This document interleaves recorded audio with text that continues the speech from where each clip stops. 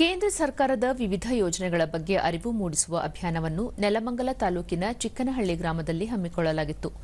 ಈ ವೇಳೆ ಸಾಮಾಜಿಕ ಭದ್ರತಾ ಯೋಜನೆಗಳಾದ ಪ್ರಧಾನಮಂತ್ರಿ ಜನಧನ್ ಯೋಜನೆ, ಅಟಲ್ ಪಿಂಚಣಿ ಯೋಜನೆ, ಪಿಎಂ ಜೀವನಜ್ಯೋತಿ ವಿಮಾ ಯೋಜನೆ, ಪಿಎಂ ಸುರಕ್ಷಾ ವಿಮಾ ಯೋಜನೆ, ಡಿಜಿಟಲ್ ಹಣಕಾಸು ವಂಚನೆ ಪ್ರಕರಣಗಳ ಕುರಿತು ಅರಿವು ಮೂಡಿಸಲಾಯಿತು.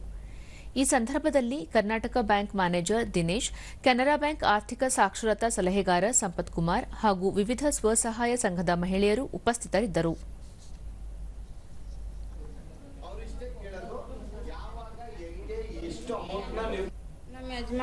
ದೂರದರ್ಶನದೊಂದಿಗೆ ಫಲಾನುಭವಿ ಕುಸುಮ ಮಾರಣಾಂತಿಕ ಕಾಯಿಲೆಯಿಂದ ಪತಿ ನಿಧನರಾದ ನಂತರ ಪ್ರಧಾನಮಂತ್ರಿ ಜೀವನಜ್ಯೋತಿ ಯೋಜನೆಯಿಂದ 2 ಲಕ್ಷ ವಿಮೆ ದೊರಕಿತು.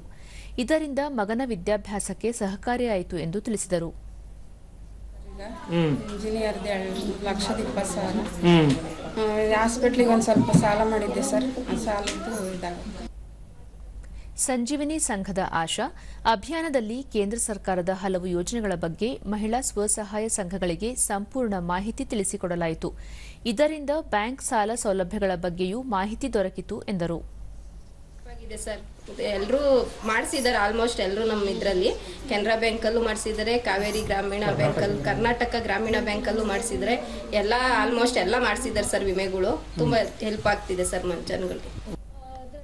ಸಂಜೀವಿನಿ ಸಂಘದ ಮತ್ತೋರ್ವ ಸದಸ್ಯೆ ರಾಧಾ, ಸ್ಥಳದಲ್ಲಿಯೇ ವಿಮೆ ಪತ್ರಗಳನ್ನು ವಿತರಿಸಿ ಮಾಹಿತಿ ನೀಡಲಾಯಿತು.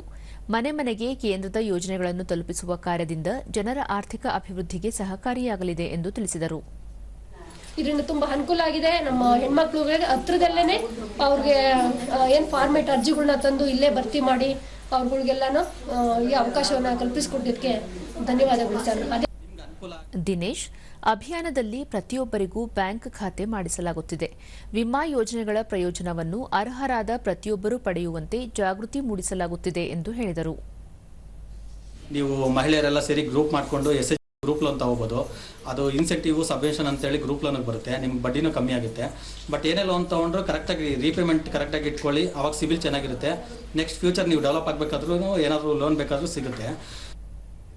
ಸಂಪತ್ ಕುಮಾರ್, ಈ ಭಾಗದಲ್ಲಿ ಜನರಿಂದ ಪ್ರಧಾನಮಂತ್ರಿ ವಿಮಾ ಯೋಜನೆಗೆ ಉತ್ತಮ ಪ್ರತಿಕ್ರಿಯೆ ದೊರೆತಿದೆ. 30 ರಿಂದ 40 ಮಹಿಳೆಯರಿಗೆ ಯೋಜನೆಗಳ ಬಗ್ಗೆ ಸಂಪೂರ್ಣ ಮಾಹಿತಿ ನೀಡಲಾಯಿತು ಎಂದು ತಿಳಿಸಿದರು. ಆದರೂ ಕೆಲವೊಂದು ಕಡೆ ಇನ್ನೂ ಯಾಕೆ ಮಾಡಿಸ್ಬೇಕು, ಏನಕ್ಕೆ ಮಾಡಿಸ್ಬೇಕು ಅಂತ ಏನೇನೋ ಪ್ರಶ್ನೆಗಳೆಲ್ಲ ಕೇಳ್ತಾರೆ. ಅವ್ರಗಳಿಗೆಲ್ಲ ನಮ್ಮ MBKಗಳು ಮತ್ತು FLCRPಗಳು ಅವ್ರನ್ನೆಲ್ಲ ಕುಂಡಿಸ್ಕೊಂಡು